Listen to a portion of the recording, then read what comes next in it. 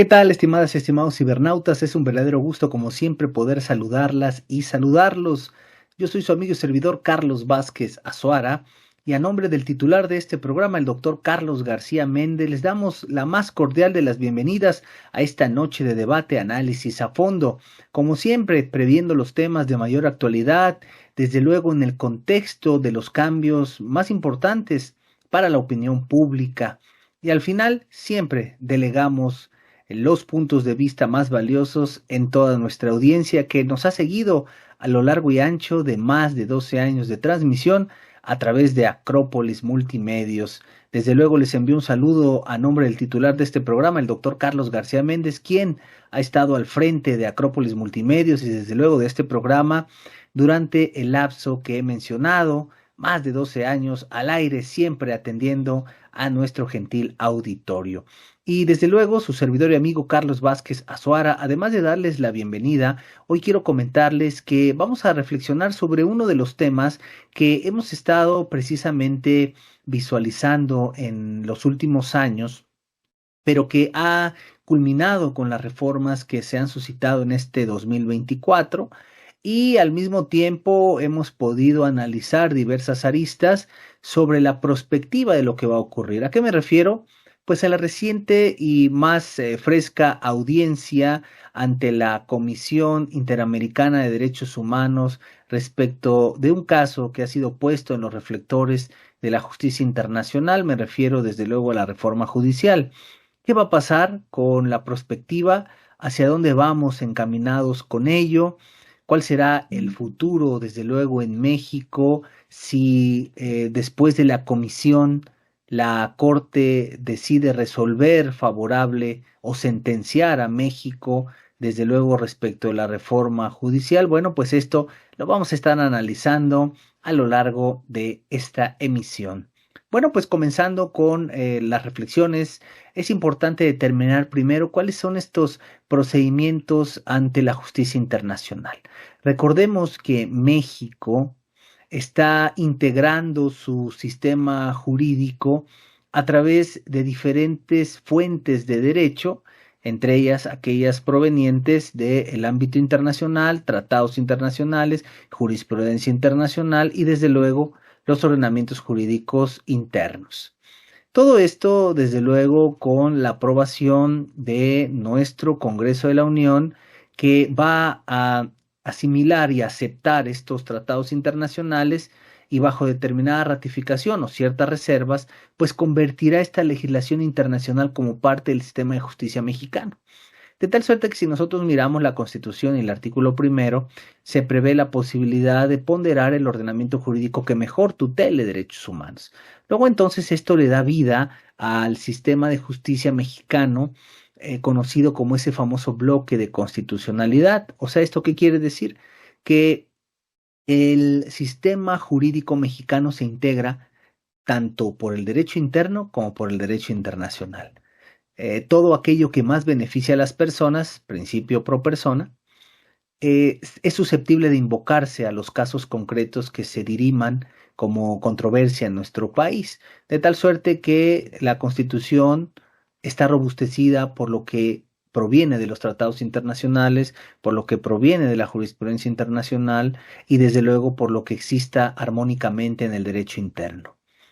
Entonces, los derechos humanos están previstos tanto en la Constitución como en los tratados internacionales. Eso es algo que ya tenemos muy claro. Sin embargo, ¿qué pasa cuando el derecho interno en el país no es suficiente para una tutela efectiva de los derechos humanos? Podemos acudir a instancias internacionales, desde luego porque el país así lo decidió. México asumió la jurisdicción internacional de la Corte Interamericana de Derechos Humanos. Luego entonces, cuando se trate de asuntos específicos donde el derecho interno no ha sido capaz de resolver favorable a los justiciables o a las víctimas, entonces el derecho internacional puede actuar y, por supuesto, en un momento dado, sentenciar a México. Y esto ya lo hemos tenido en muchas ocasiones, esto del sistema interamericano de derechos humanos, todo ese sistema de justicia internacional. Ya hemos tenido casos emblemáticos en nuestro país. Uno de ellos tuvo que ver precisamente con el caso de Campo Algodonero, de las mujeres privadas de la vida en Ciudad Juárez, en Chihuahua, que derivó en la implementación del feminicidio como una figura jurídica a raíz de la violación sistemática y constante de derechos de las mujeres. Otro caso emblemático fue desde luego el caso Rosendo Radilla Pacheco de desaparición forzada, donde México también es condenado y del cual derivó la reforma del 2011, esa gran reforma que incorpora a los derechos humanos a rango constitucional. Otro caso emblemático, lo recordaremos, es el caso Castañeda Gutman, donde precisamente en aquel entonces aspirante independiente a la presidencia de la República le es negado el registro y después de obtener fallo que condena a México a incorporar la figura de las candidaturas independientes, bueno, también sentó un precedente importante. Y así hemos tenido muchos casos emblemáticos donde la justicia internacional ha sentenciado al Estado mexicano y le ha pedido que modifique su derecho interno a fin de tutelar de manera más eficiente y eficaz los derechos humanos.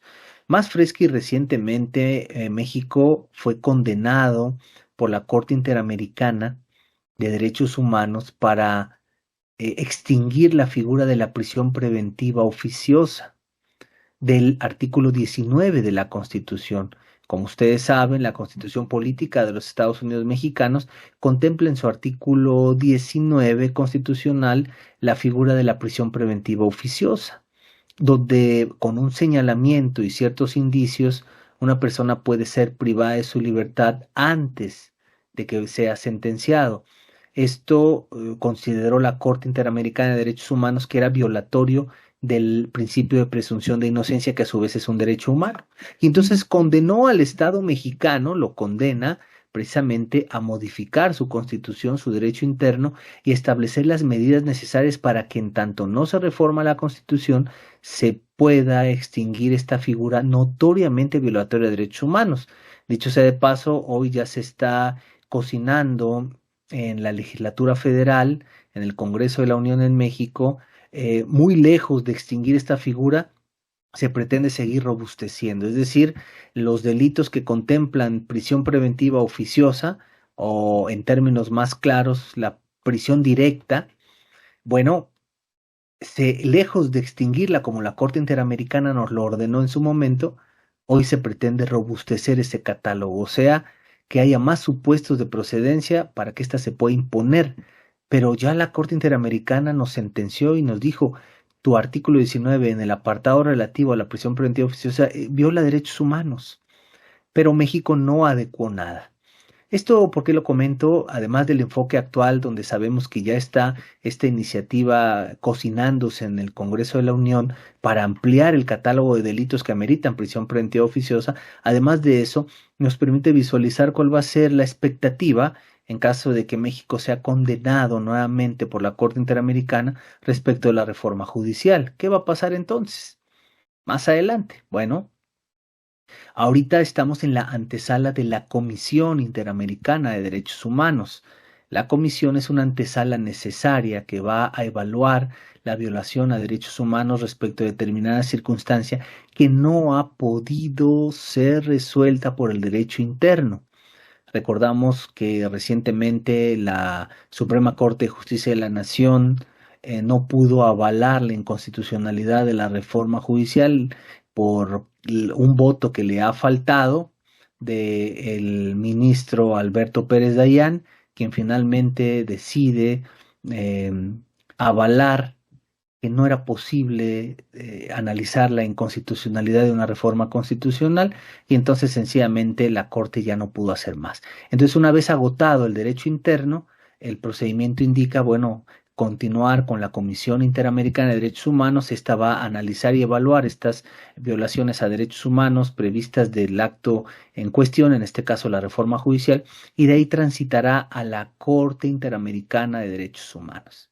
Y en la Corte Interamericana la que finalmente va, previo desahogo de las diferentes etapas procedimentales, a establecer si sentencia nuevamente o no a México. ¿Qué se ha dicho en un análisis previo sobre la perspectiva de esta reforma? Bueno, la realidad es hay dos grandes aristas, dos grandes posibilidades que se están gestando y que ya han sido objeto de análisis por la academia y también, desde luego, por la comunidad de juristas y juzgadoras y juzgadores con experiencia en estos temas. La primera vertiente es que la posibilidad de que México sea sentenciado por la implementación de la reforma judicial es prácticamente un hecho.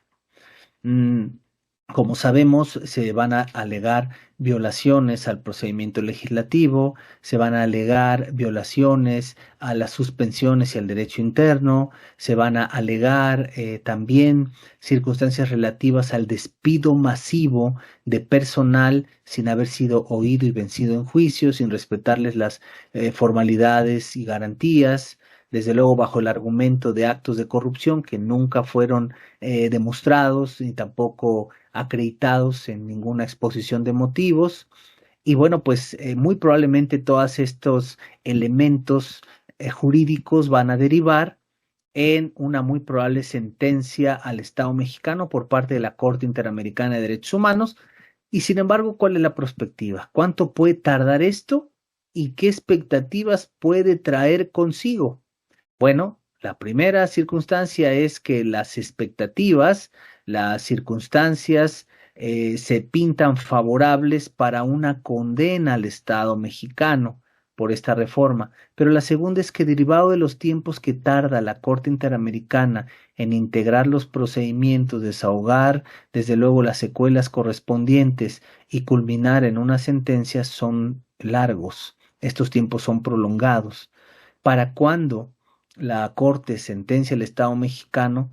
El acto en sí mismo que se reclama, en este caso la reforma judicial y la violación de derechos humanos, ya se habrá convertido en acto consumado, ya se habrá convertido en un acto de imposible reparación y desde luego ya se habrá extinguido el objeto de la litis primordial. Pero, ¿por qué? Porque para entonces ya se habrán celebrado las elecciones, ya estarán muy probablemente ocupando los nuevos cargos los jueces, las juezas, magistradas, magistrados, ministras y ministros que habrán de relevar a los actuales por la vía del voto popular y desde luego por la vía de la elección. Y esto, por supuesto, hará muy compleja la posibilidad de que pueda revertirse, o prácticamente es una imposibilidad notoria, o sea, no hay manera en que en ningún panorama esto pueda revertirse. ¿Qué es lo más que se podría llegar a lograr ante la Corte Interamericana de Derechos Humanos? Primero, sentar un precedente, que eso nos sirve de mucho, pero la segunda es lograr buscar la indemnización o la reparación del daño a las víctimas de la violación de derechos humanos, todas las personas que serán eh, removidas injustificadamente de sus nombramientos podrán ser sujetas de una posible reparación del daño. Sin embargo, ahora vámonos al siguiente paso. Vamos a imaginar que ya transcurrió un año, que ya la Corte Interamericana se ha pronunciado, ya están en función los nuevos jueces populares, magistradas, magistrados, ministras y ministros, y resulta que la Corte dice, bueno, México, si te equivocaste, violaste muchos derechos humanos, tienes que reparar el daño y además tienes que mejorar tu normatividad interna. Puede ocurrir exactamente lo mismo que pasó cuando México fue condenado por la Corte Interamericana de Derechos Humanos por la prisión preventiva oficiosa que tenemos en el artículo 19 constitucional. O sea, nada. Cuando México es sentenciado por la Corte Interamericana y desde luego condenado a determinadas directrices, entre ellas extinguir la figura de la prisión preventiva oficiosa, México no hizo nada desde ese momento, no promovió ninguna reforma, no generó nuevos criterios. Originalmente el Poder Judicial Federal empezó a recomponer a través de algunos criterios progresistas, pero finalmente decidió impedir que el mandato internacional a través de ninguna sentencia pudiera aplicar en nuestro país respecto a la Constitución. O sea, ese control de convencionalidad decidió la Suprema Corte que no debía utilizarse para desaplicar el 19 constitucional. Entonces, ¿qué esperaríamos con una sentencia que condene al Estado mexicano? Pues no cumplirla. Y si no se cumple, ¿qué es lo que pudiera pasar? No pasa nada. Hay sentencias que aún tiene México pendientes de cumplir y no lo ha hecho.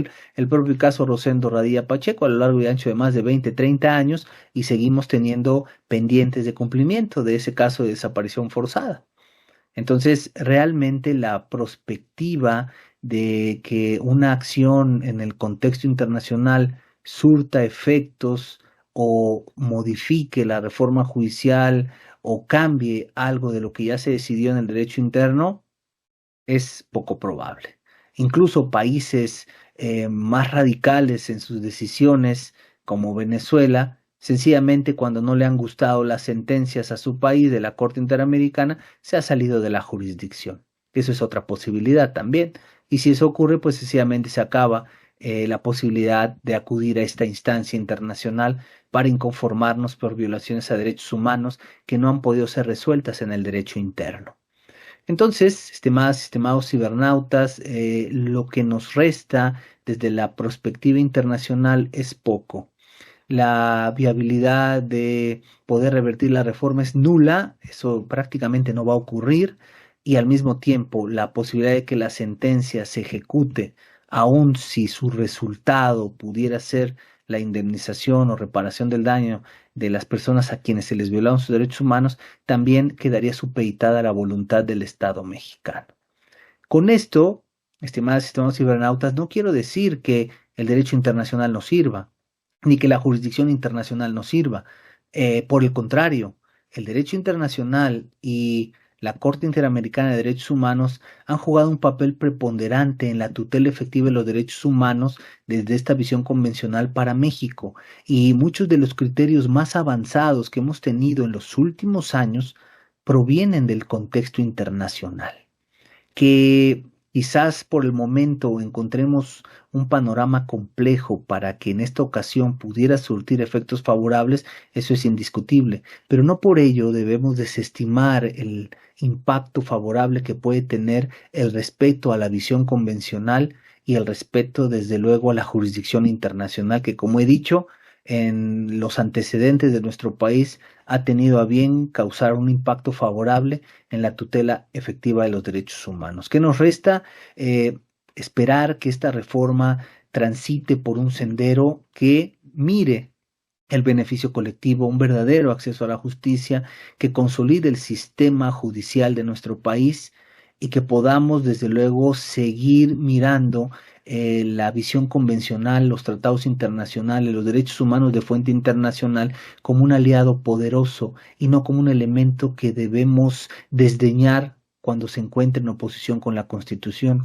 Recordemos que el artículo primero subsiste, está vivo, sigue intocado y por tanto este le da vida a los derechos humanos de fuente internacional y permite tutelar de mejor manera estos derechos humanos en el ordenamiento jurídico en el que se encuentra, en principio pro homine. Y recordamos, como dice este artículo primero, actualmente, reitero, intocado, afortunadamente, todas las autoridades en los ámbitos de su competencia están obligadas a promover, respetar, proteger y garantizar derechos humanos, bajo los principios de universalidad, interdependencia, indivisibilidad y progresividad. En consecuencia, deberán prevenir, investigar, sancionar y reparar violaciones sistemáticas a derechos humanos, favoreciendo en todo momento la protección más amplia de los derechos, atendiendo a esta Constitución y a los tratados internacionales de los que México forma parte. Entonces, mientras este poderoso artículo primero subsista, subsiste la posibilidad de seguir contrastando los derechos humanos reconocidos en el contexto internacional para encuadrarlos y armonizarlos con la legislación interna, incluyendo la propia Constitución política de los Estados Unidos mexicanos. Esa es la gran herencia que nos dejó el neoconstitucionalismo. Si hacemos eso, si seguimos visualizando este contexto tan amplio que ahora forma parte de la Constitución, entonces hay un futuro viable para la tutela de los derechos humanos. Si regresamos al positivismo tradicional, donde todo aquello que está en la norma ya no puede ser sujeto de interpretación o ya no puede ser sujeto de controvertirse en algún medio de control constitucional, entonces pues prácticamente estaríamos regresando a la época donde la ley es ley, la ley es dura, pero es la ley, a ese positivismo de los años 60, en los cuales se cometieron muchas atrocidades bajo el amparo de la ley. Yo hago votos como ciudadano a que esto no ocurra, que quienes van a ocupar ahora los cargos en el ámbito jurisdiccional sean personas con una visión progresista, preparadas, imparciales, que busquen en todo momento un beneficio colectivo y por supuesto el tan anhelado acceso a la justicia y el respeto a los derechos humanos. Vienen todavía momentos de gran efervescencia jurisdiccional, internacional, desde luego de cambios que vamos a ver con los comicios electorales para elegir juzgadoras y juzgadores. Es decir, la moneda está en el aire. Como ciudadanas y ciudadanos seguramente seremos testigos del desarrollo de estas reformas recientes del 2024 y sin duda todas y todos anhelamos un factor común, que sea para bien de la sociedad y que sea para bien de nuestro país. Por esta noche ha sido todo, estimadas y estimados cibernautas. Agradecemos muchísimo, como siempre, la gentileza de su sintonía, como cada jueves en punto de las 19 horas que nos acompañan. Y por supuesto, invitarlas e invitarlos para que nos acompañen el próximo jueves en punto de las 19 horas para una emisión más de su programa Noche de Debate. En la siguiente emisión se estará incorporando con nosotros el doctor Carlos García Méndez, desde luego conductor titular, y al mismo tiempo también estarán con nosotros invitados porque vamos a manejar el tema que ya en esta noche hemos anunciado, la ampliación del catálogo de los delitos en el 19 constitucional, esto conocido como la prisión preventiva oficiosa. Vamos a explicar a nuestro auditorio qué es esta figura, cuáles son las consecuencias de ampliar ese catálogo y desde luego qué es lo que se reflexiona en torno a estos temas que sin duda son de interés colectivo y por supuesto importan a toda la sociedad. Entre tanto, les recordamos que ustedes y nosotros tenemos una cita en punto de las 19 horas para una emisión más de este programa Noche de Debate Análisis a Fondo. Yo soy su amigo y servidor Carlos Vázquez Azuara y a nombre del titular de este programa, el doctor Carlos García Méndez, les deseamos que tengan una excelente noche y no nos despedimos. Gracias por su sintonía. Hasta pronto.